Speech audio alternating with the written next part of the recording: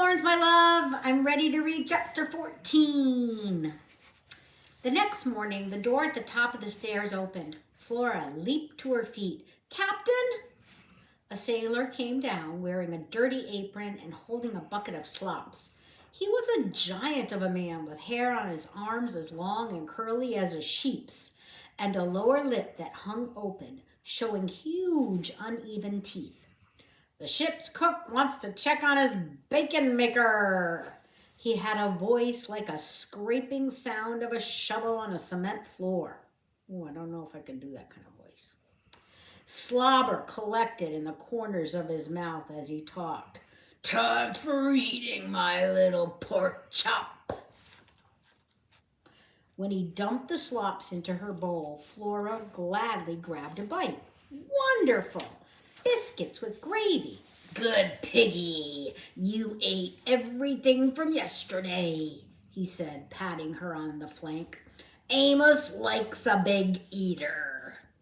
Flora looked up. If only he knew who the big eaters were around here.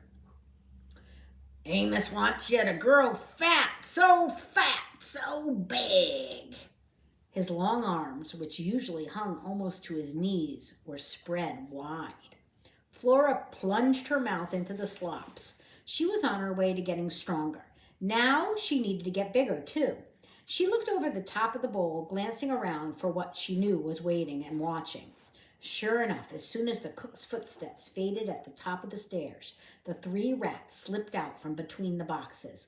Whiskers, matted brown fur, impossibly small, shiny eyes. Their leader, the one with the bald patch, clacked his curved yellow teeth together. Snap, snap.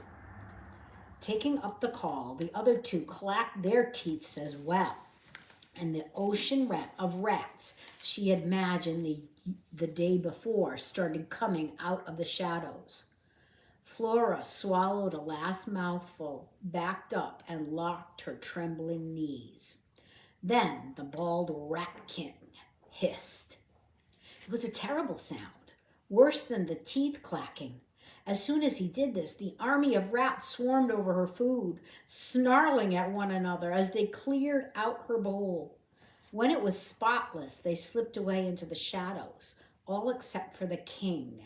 He crawled back into the bowl, sprawled on his back, and began to lick the gravy from his round middle. With every lick, she could see his yellow teeth. She could smell him, too. It was a sour smell, and Flora guessed that all the licking in the world wouldn't get that stink out. When he was done, the rat rose up on his hind legs. He opened his mouth and hissed again. Flora tried to step back farther, but the collar jammed up under her chin.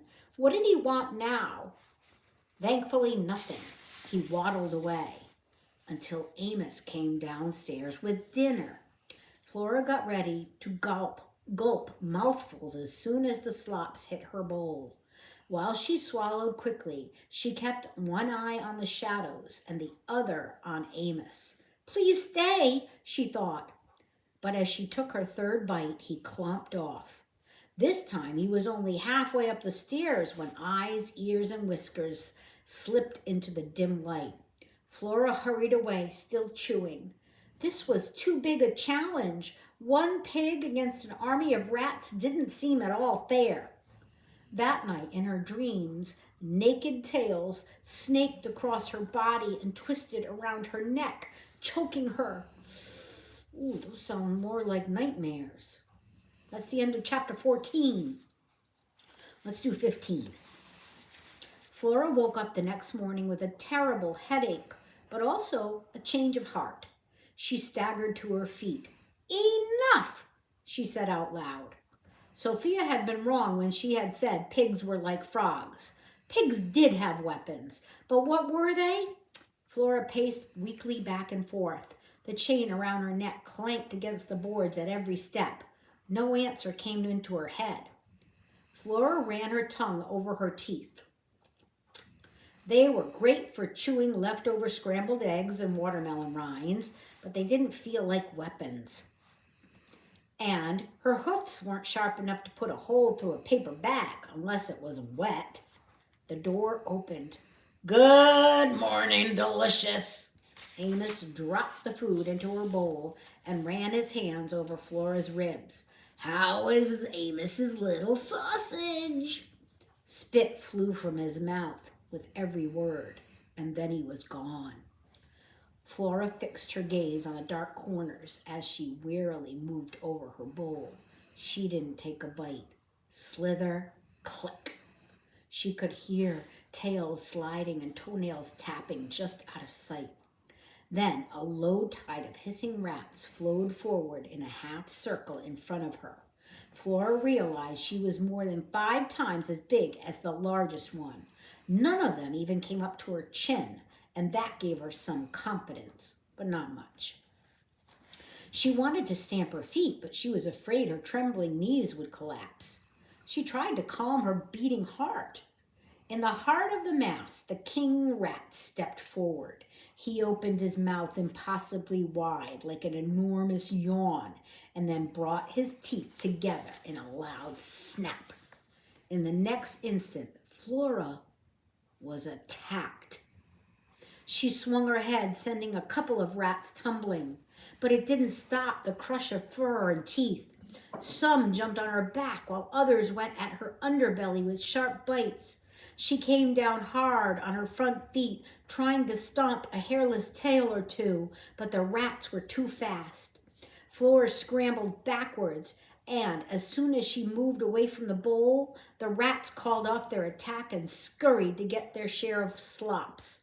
Flora looked down at her shoulders. They were covered with scratches and drops of blood. She felt dazed. Nothing had prepared her for an enemy so fearsome. Flora recalled Luna's attack on the barn rat. What would Luna do with a whole thieving bunch of ship rats? Well, she wouldn't give up, that was for sure. "I won't give up either," Flora thought, trying to find the courage to believe the words. "I can't give up. They're eating my only food." Over the next few days, Flora had to be satisfied with a small victory that kept her from starving. When Big Amos came down with the food, she found she could eat 4 bites by swallowing without chewing before he clomped away. By stamping her feet, she could usually keep the rats at bay and grab 1 more bite before the entire crew gathered. They were brave only in a large group. She also knew that when she backed off quickly, they would leave her alone. But all of this meant she still got little to eat. Yet Flora was determined not to give up on her dream. She continued to pull her box back and forth to improve her strength. And sometimes she practiced going a little crazy, prancing on her hind legs, shaking her head and snorting. All the while she would whisper to herself, "Don't give up." The training always tuckered her out, which was just as well. It was easier for her to drift off to sleep at the end of the day. One night, curled up tight to stay warm, she saw 2 stars appear in the blackness. In the hazy half-sleep, she didn't question how stars could come down from the sky and shine in the hold of a ship. She just watched the tiny glimmer of light and remembered the night on the dock. The 2 stars twinkled, and then they blinked. Flora sat up and grunted, her chain clinking. Stars didn't blink. She waited. The pair of lights developed a furry face around them. "Cat attack," said the face. "Sophia!" squealed Flora. "You changed your mind! You came with us!" Look at, there's a picture. You see Sophia on top of one of the boxes. And there's poor Flora chained to that box.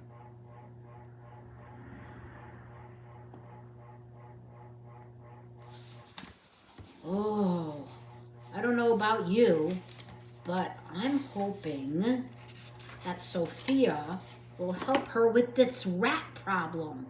It's very stressful. Ooh. All right, my love. I think that's enough for today. Mwah. I love you. There's some kisses for your family.